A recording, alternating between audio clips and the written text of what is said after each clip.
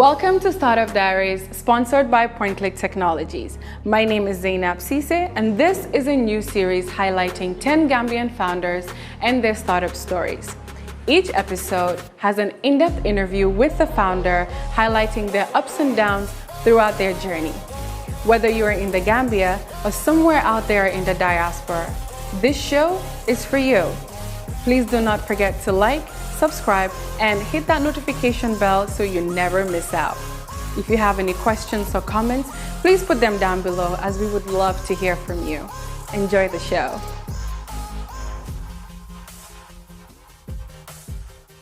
My name is Foday Kabba. I'm from the Gambia, but currently residing in Portland, Oregon. I'm the founder of a nonprofit called Kalabash Academy, and my organization was founded in 2018. We provide opportunity for youth in Gambia and other West African countries, particularly underserved youth, through education and sports, football. The idea came about modeling something that I went through, which was using sports, football in particular, to get a high quality education. So I grew up in the Gambia, and I was fortunate to move abroad and played football, and my football abilities were able to get me an opportunity to get a degree at a good university in the United States. And because I was not able to continue in playing professionally, I'm able to leverage the education that I was able to attain to make something out of myself. So that's where this idea came about. I wanted to create an opportunity for kids that were in my position, a few years removed, to leverage football that they love so much and education to get them opportunities at a higher caliber institutions, and hopefully make something out of themselves and be able to come back and change their communities and also their country that they are from.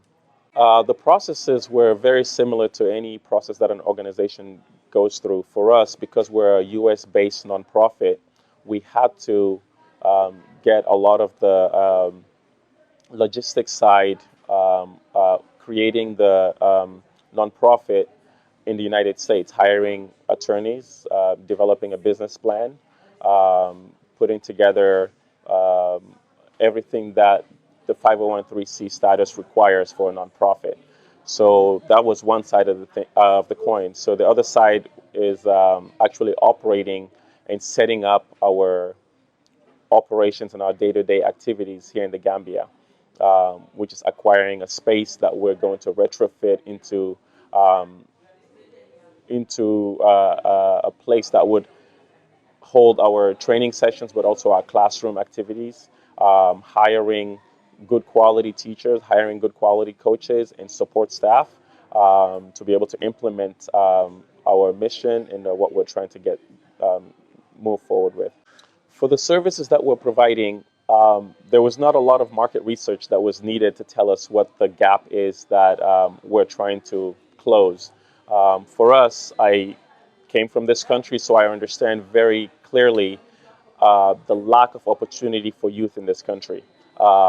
For a country that is massively skewed towards youth, over 50% of the population are below the ages of 15, and desperately lacking in opportunities for those youth, it was very apparent that there was a need there. So I've seen that with my own eyes, and those are also backed by the numbers. So it was very straightforward for me to come back and wanting to give back to a country that I'm from, and having kids and youth have that same opportunity that I had through football and education. So marketing-wise, as far as organizations are concerned nowadays, it's very social media-centric.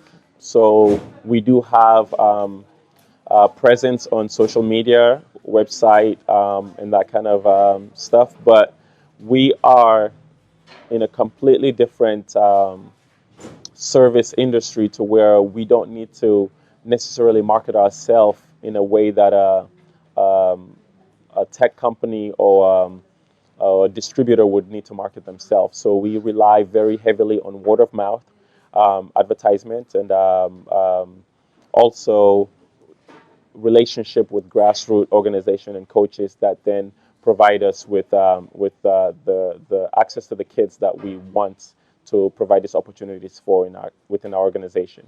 Because of how desirable the final product is that we're offering, our academy is hugely desirable in this country.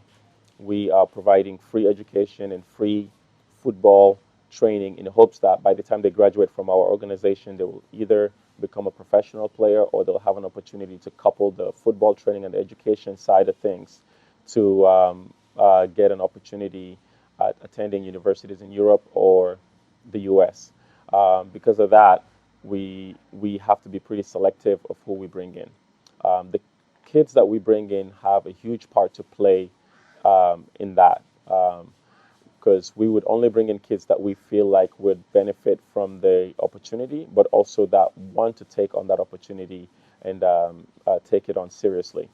So our relationship with grassroots coaches and our social media platforms act as a soundboard and advertising platform to get the word out when we have trials. So we have our trials in December, and the trials are on both the education side and the footballing side. So we have a standardized testing that we provide on the education side to see what their base level is, and we have a trial that we set up on the footballing side to see what their level is. Based on those two things, we select a group of about 15 to 20 kids to come in. As an organization, it's paramount to have good people that believe in your mission, but that would also carry out that mission the way we envision it to be carried out. So finding good people is never easy. We're very adamant in making sure we want to provide those opportunities not just for our kids, but also employment opportunities in the Gambia. So we work with as many of the teachers that we require and coaches that we require, and try to give them opportunities and try to be patient with them, but also try to make sure it's understood what is required and needed from them to be able to perform the task at hand. On the legal side of things, we are a 501c3 nonprofit organization, registered in the United States, but also registered here in the Gambia. So we are, in layman's term, NGO nonprofit organization. For our staff, we do have contracts in place that we have them sign, and our idea is having a year rolling contract, which is a guaranteed contract for a year, and then we revisit the contract at the end of each year to make sure it's a good working relationship between us and the party that we're working with. As far as the kids are concerned, they will get to a position where we would need to get into a contract with them when they start getting to those older ages, to where they might be desirable for professional teams abroad, but also just basic contract to hold them responsible for what we need them to be to get the most out of the opportunity that we're providing. My belief is that as a nonprofit organization or as any company that's starting up, things are incredibly difficult. So you really have to believe in what you're doing to be able to progress and move forward with it. So at the beginning, it was difficult because I never have that belief that you have a business plan in place and then you go seek funding to try to implement that business plan. I always had the mindset about getting things up and running first, and then seek investment and seek funding, because then people will see that proof of concept actually in play, so they know exactly what they're donating to. So that's the way we did it. Is I put my own money in from the very beginning, to get things up and going, and then we slowly started developing relationships with other football academies, sporting brand companies, my initial circle of friends and family to help raise the funds that we needed. So now we're stepping up a second tier um, um, in reaching out and applying for grants, um, creating larger fundraising platforms to be able to support what we're trying to do. I could go on for days talking about challenges for people abroad coming here trying to start a business or implement something, but I'll just kind of narrow it down to the two key components that I think are hindering a lot of businesses from um, progressing and prospering the way they should be. One of those is plain and simple is the government. It's just very difficult for anybody to come in here and do things to help this country and get any kind of help from the government. So we are doing exactly what the government should be responsible for, providing education and opportunities for youth. But I could go on and give you multiple examples of how the government can be helping us, but we're not seeing that help per se. So I think it's you look at different countries, people are incentivized to come in and supplement what the government should be doing or help make change in multiple different countries. But in Africa and Gambia per se, we tend to be very narrow-minded as far as we focus on the now and the here.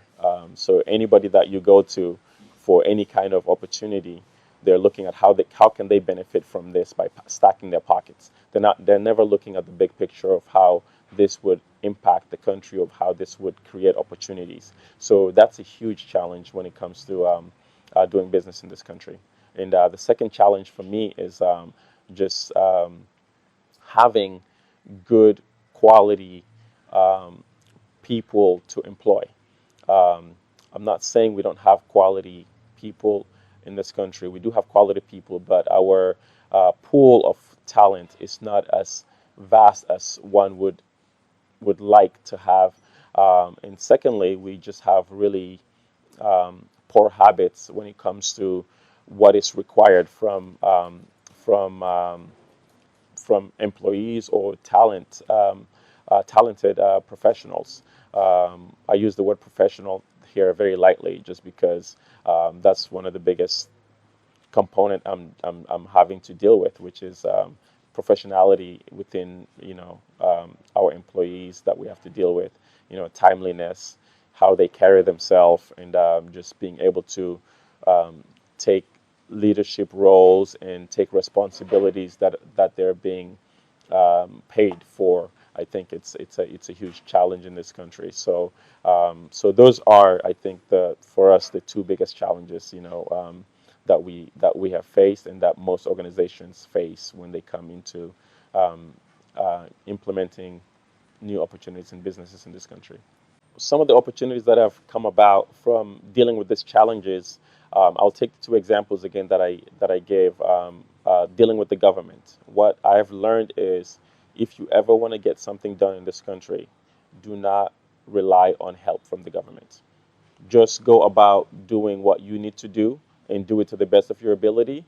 And if the government comes in and helps, great. But do not rely on assistance or support or anything like that, because you'll be wasting your time, and you will end up getting frustrated and just that's why a lot of opportunities just fail. And secondly, just on the other side of things, the talent acquisition side, just patience. We've had to learn to be patient with the talent level that we have to deal with in this country. So patience to grow with the employees that we hire and try to coach them and develop them to do the things that the way we want them to do them. So those would be the two main things I would say. Our mission is to continue to provide opportunities for youth in the Gambia and furthermore into other West African countries through education, sports, and wellness. And our vision is to, see how we can take this opportunity and copy it and have other people copy it and try to make massive changes in developing countries that they come from. In the next 5 years, I see us fully graduating at least 2 classes. I see us operating in multiple other countries. I see us having a complete complex of our own that can house all our footballing needs, which is a full pitch, multiple full pitches, dormitory setup, classrooms, and flexible spaces, and constantly growing and developing with each country.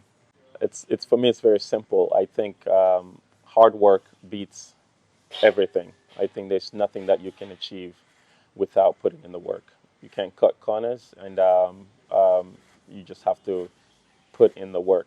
And as far as um, other closing statements, I would say, you know, be patient, and if you truly believe in something, I think you can achieve it by, again, putting in the work and giving it every single attention that it needs.